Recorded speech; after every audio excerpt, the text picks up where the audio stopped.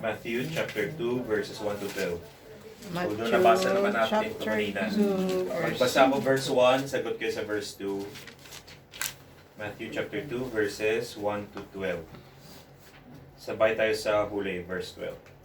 Now, after Jesus was born in Bethlehem of Judea in the days of Herod the king, behold, wise men from the east came to Jerusalem, saying, Where is he that is born King of the Jews? For we have seen his star in the east, and are come to worship him. When Herod the king heard this, he was troubled, and all Jerusalem with him. And when he had gathered all the chief priests and scribes of the people together, he demanded of them where Christ should be born. So they said to him, In Bethlehem of Judea, for thus it is written by the prophet, And thou, Bethlehem, in the land of Judah, art not the least among the princes of Judah. For out of thee shall come a governor that shall rule my people Israel. Then Herod, when he had secretly called the wise men, determined from them what time the star appeared. And he sent them to Bethlehem and said, Go and search diligently for the young child.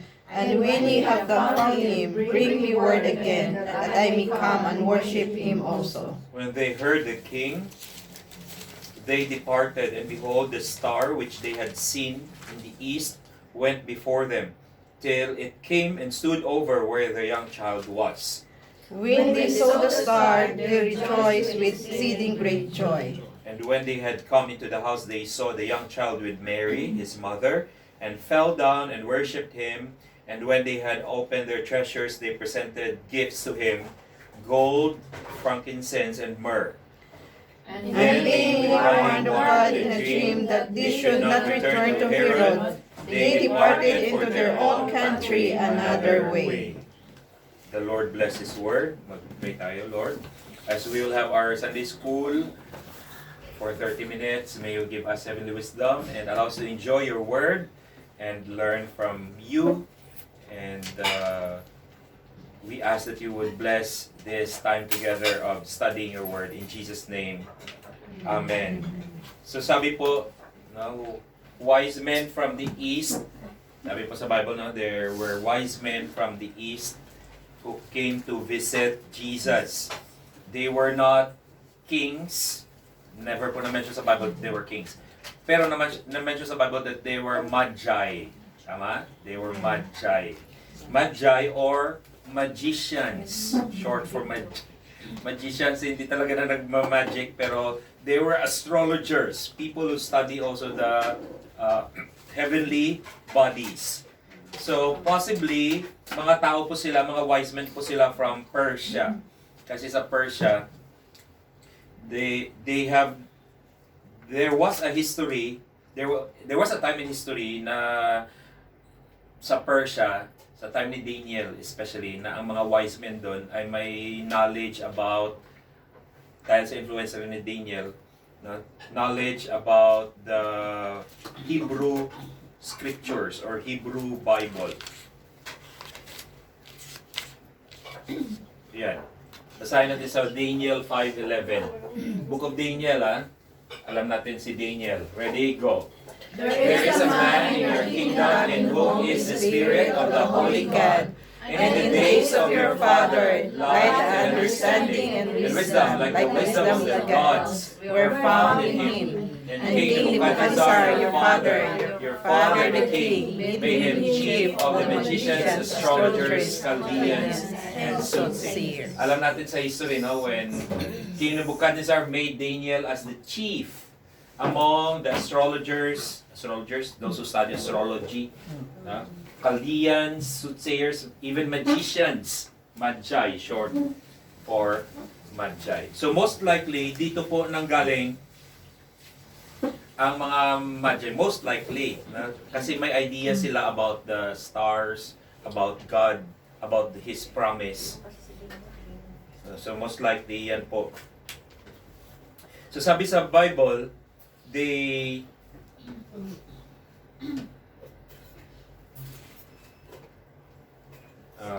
yan, sabi sa nabasa natin verses 1 and 2, that there came wise men from the east. So hindi specific ang country, pero most likely Persia kasi Israel east is Persia. And naghanap sila sa baby born king of the Jews. Naghanap sila sa bata no, na pinanganak king of the Jews. They were following the star, for we have seen his star. Alam nila that it was the star of that baby, that king of the Jews. And they have come to worship him. So alam rin nila ang purpose why they were following the star, why they were seeking for the baby. So gamitin ko, no, gusto ko lang i-share patuloy ang about sa wise men. Gamitin ko ang 3 action words dito. Sabi sa verse 2, no? Where is he king? Who has been born king of the Jews? For we have seen, yan po, una kong gamitin, seen, may nakita sila. And then we have come and worship. So seen, come, and worship. Yan ang gamitin kong 3 action words na i-share sa inyo patungkol sa passage na ito. Kasi ang assurance, no, pag may hinahanap ka, may makikita ka. I mean, promise rin yan ng Diyos, no? Di ba? Seek and ye shall find. At tulad sa verse yan na knock, ask and it will be given, seek and you'll find, knock and it will be open to you. Matthew 7:7. Famous na verse. Ang blessing lang and ang promise ng Panginoon na as we seek for the truth, kung ang heart talaga ng isang tao ay naghanap ng katotohanan, you will really find it. I mean, God will make a way. Alam niyo yung mga unbelievers noon, nag-inquire, may mga tanong sa puso nila, magpapadala talaga ang Panginoon ng paraan para makita nila ang katotohanan. So, as we seek for God, and as we seek for the truth, God mainly uses 2 things. Alam po natin ang dalawang bagay na to. I mean, God is the God of revelation. He revealed Himself. Kanta lang yun na, di ba, sabi, from a distance. Ang tao kasi feeling na ang Diyos ay sobrang layo. Na parang, yun po ang mga agnostic. Alam niyo po, narinig niyo. Pag atheist, they don't believe in God. Walang Diyos. Pero pag agnostic, they believe that there is God, but hindi nagtatry na kilalahanin siya, hindi nagtatry na i-discover kung sino ang Diyos. Kasi feeling nila, ang layo ng Diyos is too far, is too big, na hirap ma-comprehend. Mga agnostic yun. They believe that there is God, pero He cannot be known, ang sabi nila. But we know that God is a God of revelation. He find way to reveal Himself sa tao. That's why sa Bible po, alam natin na may general revelation. Una pala, isa pa lang ito. General revelation or tinatawag rin na natural revelation. General revelation kasi revelation yun ng Diyos para sa buong sanlibutan. Natural revelation kasi from the word nature. Basically, ginagamit ng Diyos, example, ang nature, ang His creation. Kasi ang creation ng Diyos, ang sunset, para naman sa lahat. No, ang bulaklak, para naman sa lahat.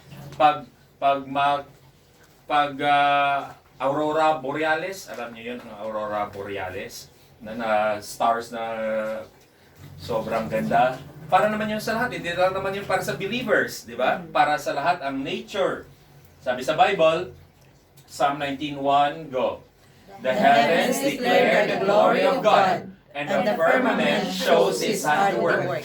Firmament is the sky. When you look up at the sky, makikita mo na handiwork.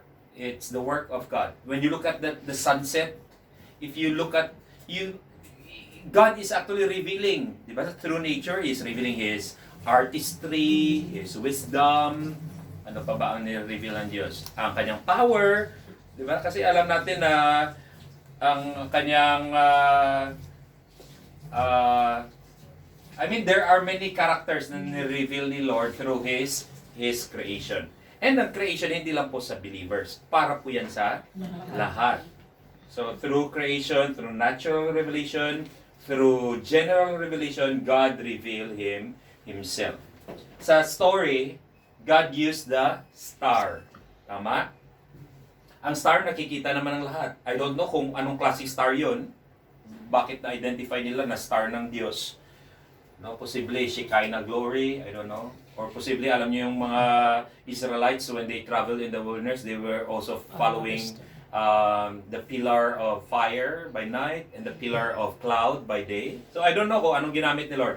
Pero nature kasi ang star, no? Creation of God. So ginamit rin yun ng Panginoon, nakikita ng lahat. Pero sila lang siguro ang nakaintindi, no? Kasi posible, no? Kita lahat ng tao ang sunset. Mga na-traveler, kita lahat ang mga nature na creation ng Diyos. Pero ilan lang ang nakakaintindi. No, ito ay wow. No, praise the Lord. No? Alam natin na si Lord, si God ang creator. Hindi. Although, pero lahat nakakakita. Revealed to all. So, creation. Creation points people actually to God. No? It declares His glory. It declares His work. Pero yun lang, hindi, although nakikita ng lahat, pero iilan lang nakakaintindi. Pero another form of revelation ng Diyos is tinatawag na special revelation or supernatural. Special kasi hindi po lahat para sa iilan. Supernatural kasi parang miracle na ang dating. Example po ng special revelation ng Diyos ay si Jesus Christ. Example, He revealed Himself through Jesus Christ, di ba? He revealed Himself through the Bible. Although alam natin ang Bible is available now, pero may mga taong namamatay na hindi nakakita ng Bible. Hindi nakaka-hold on sa Bible. So, special revelation ng Panginoon. Sa story, ginamit ng Panginoon ang kanyang salita.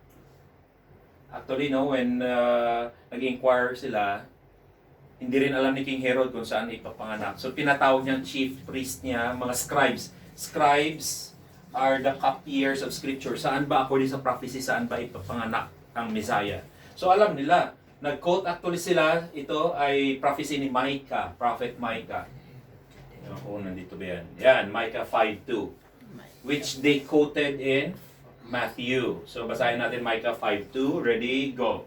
But you, Bethlehem Ephratah, though you are little among the thousands of Judah, yet out of you shall come forth to me the one to be ruler in Israel, whose goings forth are from of old, from everlasting. Ang prophecy po na ito ay very specific kasi sa Israel dalawa ang Bethlehem doon. So specific po na sa Bethlehem Ephratah. Doon po ipapanganak ang Messiah, ang ruler ng Israel, which yun po ang Bethlehem na city of David, yun po ang next to Jerusalem. So there was a specific prophecy. Yun po ay considered to be special revelation of God. And then another special revelation of God na ginamit niya sa story nito ay dream. Alam nyo, sa Bible, no, may mga tao na naginip. And special yun na communication ni Lord sa kanila, specifically. And dito sa story, itong mga wise men, di ba, na naginip sila, na sinabi sila ng Diyos na wag na kayong bumalik kay King Herod. So that is special. Kasi nga, sila lang na naginip. Hindi naman pinapanaginip lahat ng sanlibutan. Tama? So, we believe that even dreams now are also being used by God. Alam niyo mga Muslim countries, no, may mga Muslim dyan na naginip patungkol kay Jesus Christ. So sa atin, hindi natin masyado na-experience yan. Pero may ibang grupo ng mga tao na na-experience talaga nila ang special na revelation ng Diyos through dreams. Kasi they have the desire to seek for the truth. Walang tsansa na makahold on sa Bible kasi ibang lugar bawal, so mapuputol, pugutan ka ng ulo kung may Biblia ka bitbit, di ba? Alam natin na mga hostile countries, but nevertheless God has His special way of revealing His truth, His way. So dream is also considered as special revelation. But yun lang, ang sabi ko nga sa iyo, if you really seek, you will really find. So tayo, no, salamat at nakakita na tayo. We have found truth. Pero sa mga let's pray that they will have that desire to really seek for the truth. Yan ang verse 12 ata na mention yan, ang divine warning. Matthew 2:12 begin.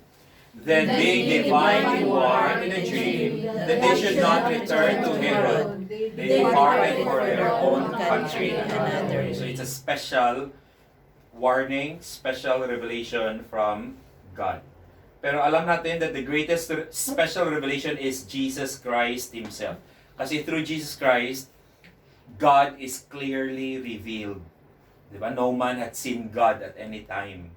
Pero through Jesus Christ, alam natin na God the Son, we are seeing God the Son. So itong kiniklaim natin na promise na ng Diyos sa atin, sa lahat ng tao. Jeremiah 29:13, go. And you will seek me and find me when you search for me with all your heart. So the wise men sought the Lord. Diba, hinanap nila 2 years, grabe, consistent, hinanap nila with all their heart, and they have found Him. Yan po ang kagandahan sa mga wise men. They seek, and you shall find. They sought the Lord and they found Him. So the wise men sought the Lord and they found Him. Pangalawa, sabi ko nga, seek. They have seen. Pangalawa, come and you will experience. So the wise men came. Sabi nila, we have come. They came from afar, actually. And they experienced Jesus. Yan ang promise na kung pupunta ka, ma-experience mo talaga. Pero pwede na kung may mga opportunities kasi na you be drawn closer to God, mas makilala mo ang Diyos. Katulad yan, may seminar, I believe na magandang opportunity yan. In-encourage ko rin yan ang Maranatha na pupunta rin sila. Pero kung hindi ka pupunta, may time na hindi mo talaga ma-experience. Mamimiss mo ang opportunity to experience God. So imagine, sobrang layo nila, no? They came. Pero they came. So they experienced Jesus. In contrast to the scribes, alam niyo mga scribes nasa Jerusalem sila, no? Sa palasyo. Tinatawag sila. Scribes, cupbearer of scripture. High priest, mga pari sila, religious people. Alam niyo po na ang Bethlehem is only 10 kilometers. 10 kilometers, kahit lakarin mo yan. Iba nga, nagda-jog, nag-run ilang kilometers, no? Kahit lakarin mo, mapupuntahan mo, kung pupunta ka, makikita mo, ma-experience mo. Pero ang tanong, did they come? Pumunta ba sila? Hindi. No? Here comes the wise men, sobrang layo, pero pumunta sila. That's why parang may first-hand experience sila sa Diyos. Posible pala na sobrang lapit mo lang, pero tamad kang pumunta. Diba? Siguro boarding house mo dyan lang, sa bara. Pero marami pang rason, hindi ka pupunta. So hindi mo ma-experience ang blessing, ang opportunity, at kung ano-ano pa.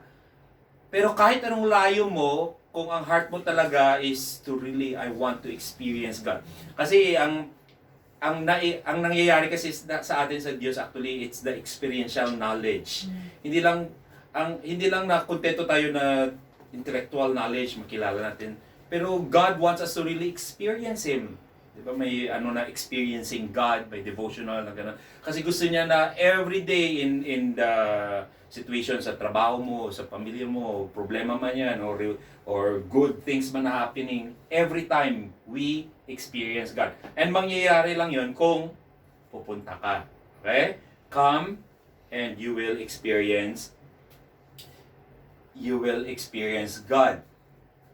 The coming of the wise men, i-contrast natin kay King Herod. Anong sabi dyan kay King Herod? Verse,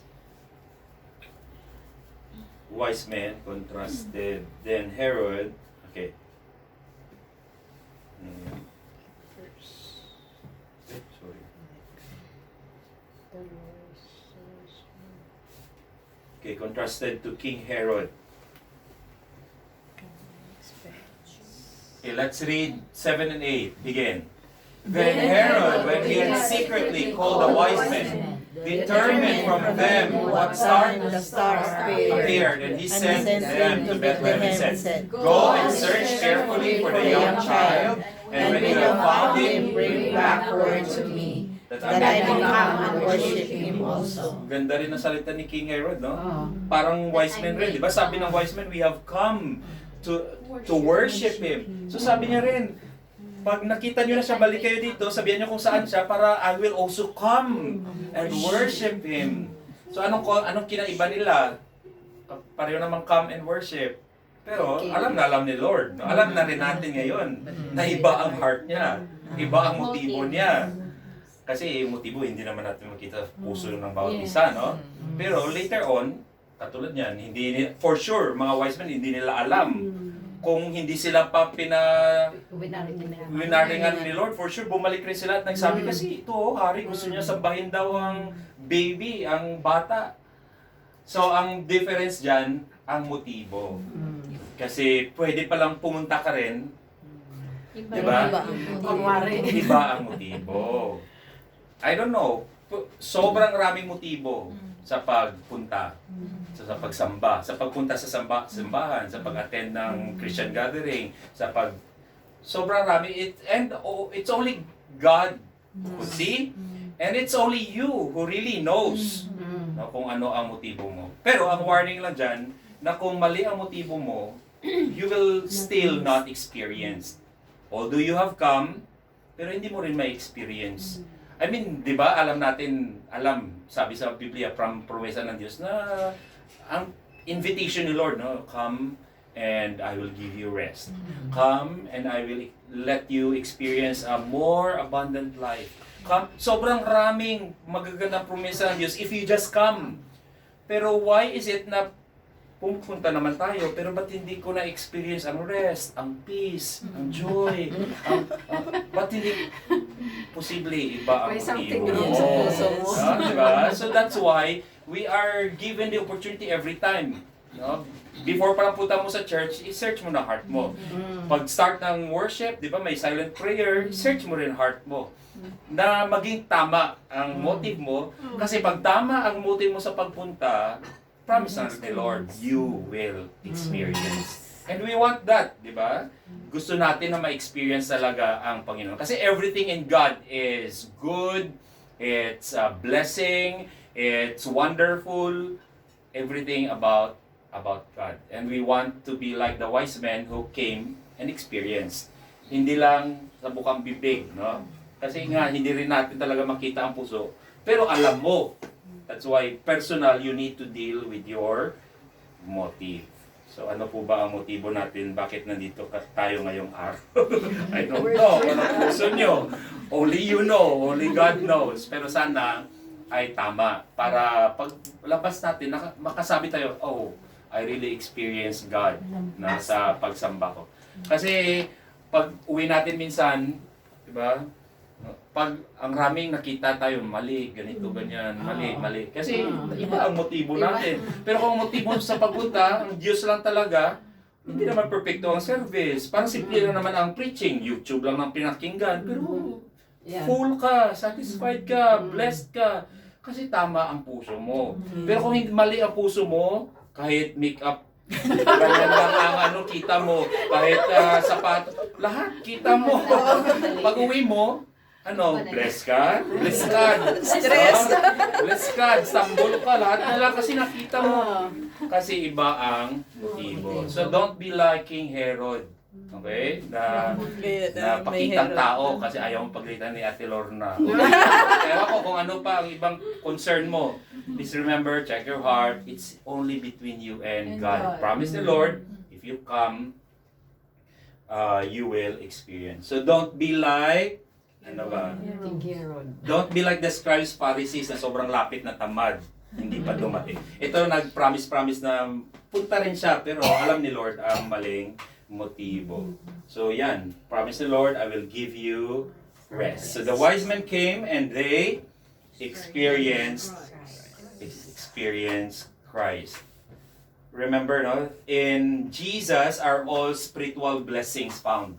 If you really found Jesus, blessing after blessing, grace after grace, ano yan eh, package. Alam natin package ang magpadala ka package, di ba? Pagbukas mo, nandyan lahat. Oh, may sapatos, may bag, may t-shirt. Yan po ang salvation when you have Jesus Christ. Wow, salvation, adoption, redemption, justification, lahat na blessing, righteousness, forgiveness of sin, lahat. Sobrang, sabi nga sa Bible, grace after grace. So pangatlo, di ba, seek and you will find. Anong pangalawa? Come and you will experience. Come and you will experience. And pangatlo, worship and you will be blessed. Worship is, yun pong pinaka-objective, pinaka-goal ng mga wise men. We have come to worship Him. Di ba? Na-state talaga nila ang kanilang purpose of coming. Verse 11. Nabasa na rin natin ito, no? Ito rin ang message natin. When they had come to the house, they fell down. That's an act of worship. They worshipped Him, object of worship, Jesus only, and they gave their treasures. Giving offering is part of worship. So they worship no one else but Christ Jesus only, not Mary. Okay? Although nandyan si Mary. So, she was not worshipped by the wise men. Kasi ang matatalino talaga, ang alam talaga ang katotohanan, alam natin na si Jesus lang talaga ang worthy of worship. Sabi ng mga Katoliko, hindi naman kami talaga nag-worship kay Mary. Di ba may mga rasong ganun minsan, ina-adore lang namin siya. Pero, di ba, grabe ang devotion nila. Luhod sila kay Mary. At kung ano. So, alam natin na kahit ang pagluhod, fell down, pag-bow down is a form of worship. So, they may deny it, but actually they are making Mary as a god, as a goddess. In fact, pangalanan pa nila Mediatrix at kung ano-ano pa. Sabi ko nga, Mary is an honorable woman. We respect her for her special role as being the mother of Jesus. But she is not to be worshipped because she is only human. Only God deserves to be worshipped. And we know that Jesus is God the Son. That's why the wise men know as well. That's why they worship God. They worship Jesus. Offering of gift is also a part of worship. They offer gold. Ano nga ang gold? Kanina, gift for a king. Frankincense, gift for a priest. And myrrh, gift for a gift for a savior. So they offered gold, frankincense, and myrrh, and suitable for a king. So ang tanong, as we offer gifts to God, alam natin king siya, no? King of kings. Is it suitable for a king? Di ba, pag may hari na pupunta sa, o kahit siguro mayor na lang pupunta sa bahay nyo, di ba, the best na pinggan, no, linis talaga. Di ba? Kahit mangutang, basta may prepare lang na pagkain sa mesa. Kasi alam mo, who is coming. Utang kok sa tiyan. So how much more sa Diyos? Every time we give our offering, is it fitting for a king? Or baka parang pulubi lang. Sabi ko nga, no, kung, di ba, pag pulubi, pag daan mo dyan sa street, may pulubi. Kung anong coins mo dyan, barya, no, yun na, bigay mo. Wala nang problema doon. Pero minsan, yun ang treatment natin sa Diyos. Na kung ano lang ang nasa bulsa mo, hindi ka na-prepare, alam mo na pupunta ka. Alam mo, you will meet the King sa pagsamba mo, pero hindi ka nag-prepare. So, we need to treat God rightly, you know? The person who he deserved. So only God knows if you value this worship experience with Him above panonood ng Korean novela o kung ano pa mga nagdi-distract rin sa atin, di ba? So only God knows. Only God knows if you treat Him as a king, as you give your offering.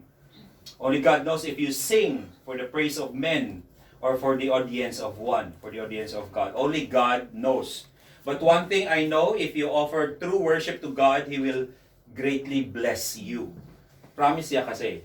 So, when you worship, when you truly worship, you will be blessed. Sa palagay nyo, no? Ang pag-uwi ng mga wise men, pagbalik na nila, were they blessed? Sa palagay nyo, were they blessed? For sure.